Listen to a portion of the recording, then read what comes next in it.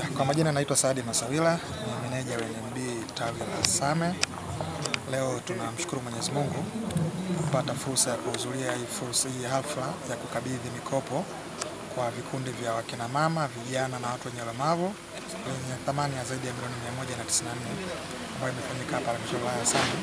Na sisi tukiwa kama ndio wadau namba moja ambao tuna akaunti za hizi vikundi na mikopo hiyo itapitia huko, lakini ndio ambao tunamiliki akaunti au tunatunza akaunti za serikali ya halmashauri ya Same. Wito wangu ni kwamba watumiaji wa hii mikopo au ambao wamepata faida, hawa wanufaika ni wachache wenye waombaji wengi. Kwa waende wakaitumie vizuri, wairejeshe kwa wakati ili wakue.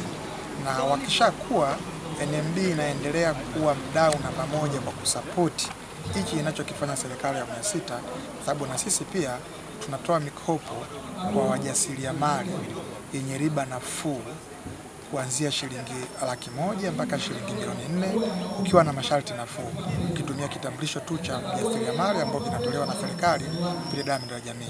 Lakini pia vijana hawajaachwa, tunao mikopo ya vyombo inaitwa NMB Master Boda. Kupitia mikopo vijana wana uwezo wa kupata bodaboda, wana uwezo wa kupata guta, wanaweza kupata bajaji kwa kulipa 20% ya gharama yote, alafu nyingine wakaendelea kulipa kidogo kidogo ili waende kujikwamua katika maisha yao. Hii yote ni kwa ajili ya kuonyesha kwamba NMB ni mdau namba moja wa maendeleo na kuona kwamba wananchi wa Same wanaendelea kufaidika na uwepo wa benki yao kiongozi. Na mmejipangaje kutoa elimu? Kama NMB tuna utaratibu kama slogan inavyosema kwamba sisi ni karibu yako.